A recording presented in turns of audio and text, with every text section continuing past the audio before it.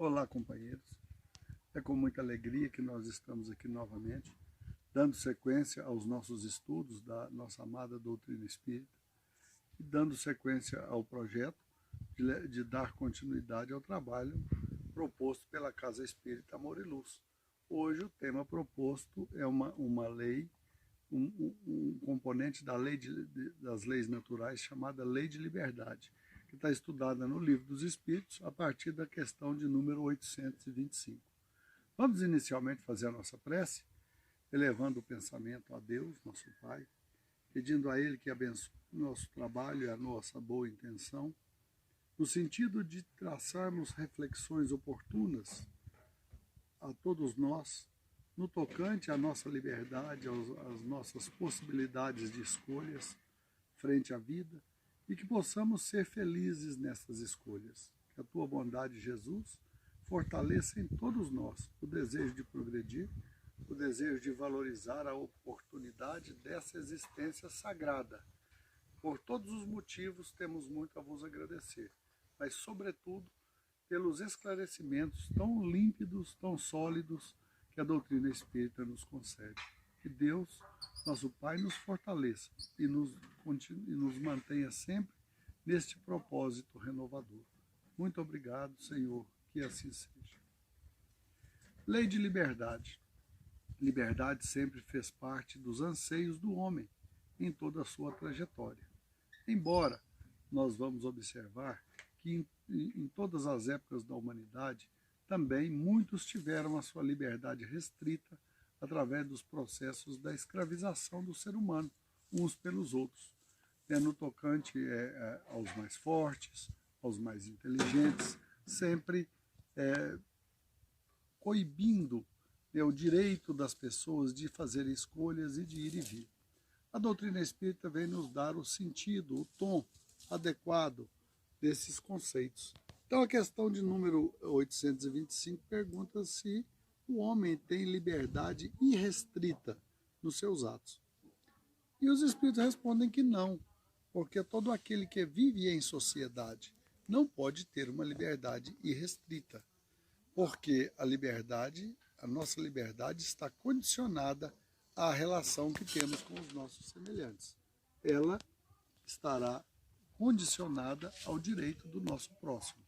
Então, existe realmente, nós temos o direito da liberdade. Na questão de número 843, perguntado aos espíritos se o espírito tem o livre-arbítrio nos seus atos, e os espíritos respondem que sim, se ele tem a liberdade de pensar, ele tem a liberdade de escolher. Então, liberdade irrestrita, incondicional, somente da pessoa que viver só. Por exemplo, o livro cita o eremita no deserto, uma pessoa que a centenas ou dezenas de quilômetros não tem ninguém à sua volta, então este sim pode gozar de uma liberdade incondicional. Todos nós que vivemos em comunidade temos a nossa liberdade condicionada aos direitos do nosso semelhante. Jesus nos diz que mesmo nos nossos pensamentos nós temos responsabilidade com eles.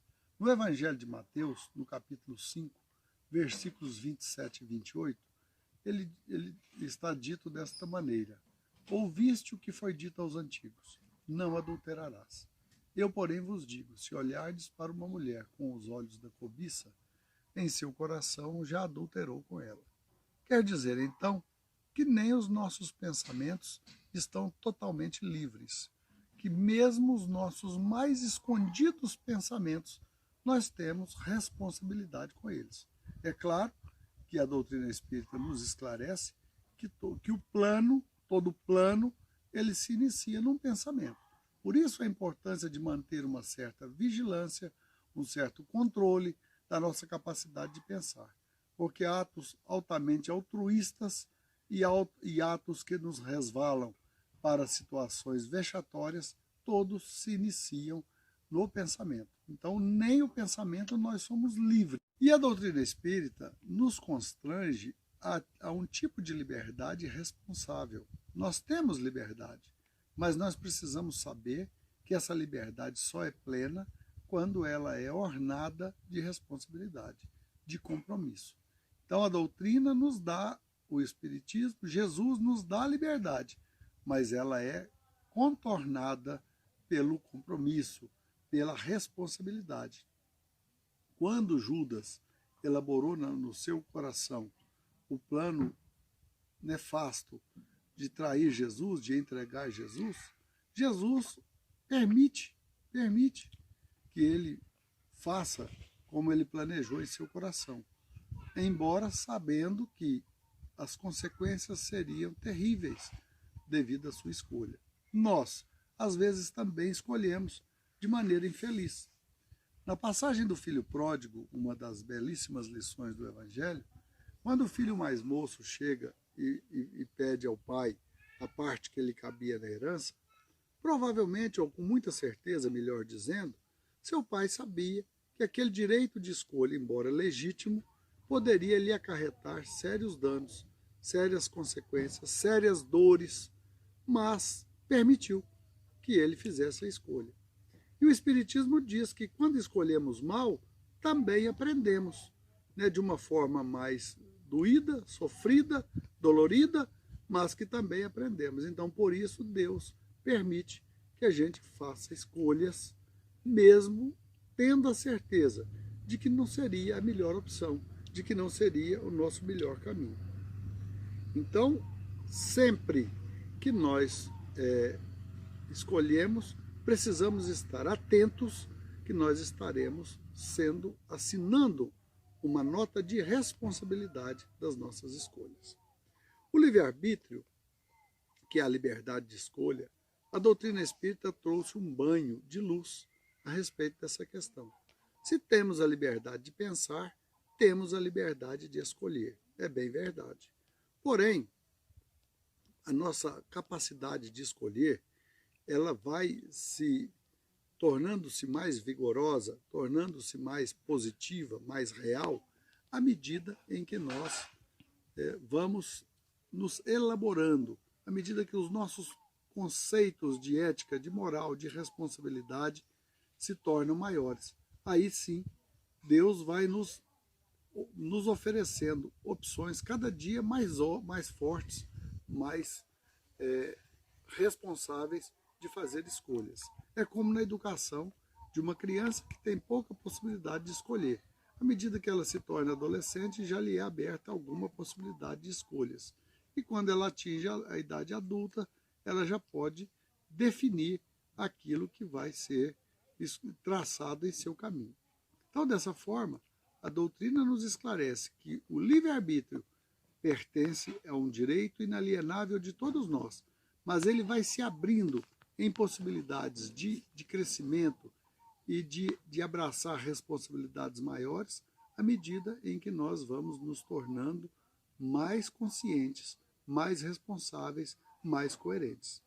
Ele vai se ampliando à medida que o espírito se desenvolve. Viver é escolher, mas a escolha sempre impõe responsabilidade.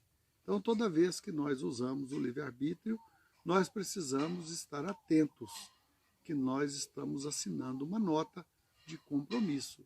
Então, quando estamos vivenciando uma encarnação que foi planejada com carinho, com cuidado, com muito zelo pelos nossos maiores, da vida maior, precisamos estar atentos, que podemos estar desperdiçando a oportunidade, que poderemos estar jogando fora um plano divino a nosso respeito, por preguiça, por negligência, por inconsequência, mas seguramente nós estaremos colhendo os frutos dessa nossa atitude infeliz. Então, o livre-arbítrio muitas vezes vai modificar aquilo que Deus tinha planejado para nós na existência. E às vezes uma existência estará totalmente perdida ou quase totalmente perdida por escolhas infelizes. Mas, em realidade, temos o direito da escolha. A doutrina espírita juntou para nós dois conceitos que aparentemente não se coadunavam, que seria o da fatalidade, do destino das nossas vidas e do livre-arbítrio. aparentemente, não se junta as duas coisas. Se existe destino, não existe livre-arbítrio. Se existe livre-arbítrio, não existe destino. Mas, na verdade, quando se fala de fatalidade ou de destinação, o que se quer dizer é que existe um planejamento na nossa existência. A nossa existência não é um ato fortuito de um nascimento acidental, mas um projeto bem feito, um projeto elaborado, cuidadosamente elaborado, onde nós, se temos condição, podemos participar, e se não temos, outros nossos maiores participarão por nós, escolherão por nós aquilo que nos será mais produtivo nessa existência. Então, muitas vezes, na nossa infantilidade, na nossa ignorância, a gente diz, não pedi para nascer, não escolhi isso, não escolhi aquilo, o que na verdade é um engano tremendo, porque se nós não escolhemos, alguém maior do que nós escolheu por nós. Então, mas o que foi escolhido, o que foi traçado, o que foi elaborado, está indelevelmente marcado no nosso destino? Não, não está, porque nós temos o uso do livre-arbítrio e nós podemos arrebentar os grilhões, arrebentar tudo aquilo que foi planejado a nosso favor, embora mais tarde possamos avaliar com dor, com lágrimas, o quão infeliz foi a nossa escolha. O filho pródigo, quando ele lança a mão da sua herança e se vai usufruindo do seu direito de ir e vir, ele estava usando de um legítimo direito de escolher. Seu pai não poderia impedi-lo naquele instante, mas nunca tirou dele os olhos, esperando o momento oportuno em que ele caísse em si, entabulasse um projeto de reconstrução de si mesmo e desse os primeiros passos na direção da casa do pai. É bem verdade que tão logo ele deu os primeiros passos na direção, o seu pai, que vigilantemente o estava olhando desde o princípio, corre até ele e o apoia e o abraça carinhosamente e o recebe com muita alegria. Mas foi preciso que partisse dele o desejo de retornar. Então, esse é o uso do livre-arbítrio. Muitas vezes não é aquilo que Deus programou para nós, mas aquilo que nós, no nosso direito de escolha, programamos, e muitas vezes de forma infeliz. E existe um planejamento, uma programação na nossa existência? Basicamente, sim. Nos pontos básicos da nossa existência, do nosso nascimento, da nossa profissão, provavelmente da nossa união em casamento, do nosso desencarne, os pontos básicos são traçados. Os detalhes da existência ficarão por conta das circunstâncias de cada dia. Então, existe um planejamento, mas ele pode ser modificado. E bem entendido, ele pode ser modificado para melhor ou para pior. Muitas vezes um planejamento nos dará a oportunidade de dar continuidade a um projeto, que a gente chama de moratória. Muitos espíritos na encarnação estão bem, estão desenvolvendo bem, estão progredindo a contento, e muitas vezes a espiritualidade permite lhe dar uma injeção de fluido vital, onde ele possa estar encarnado por mais uns anos na Terra, aproveitando o bom momento da sua encarnação. Mas, em outros casos, a sua encarnação também pode ser interrompida antes do tempo, quando ele, no uso do seu livre-arbítrio, está se complicando cada dia mais, se complicando mais ainda o seu futuro. Muitas vezes ela pode ser interrompida, esse companheiro retornar ao mundo espiritual para se entabular um novo projeto da sua existência. Então a liberdade existe, mas que fique bem claro, a doutrina espírita só entende liberdade com responsabilidade.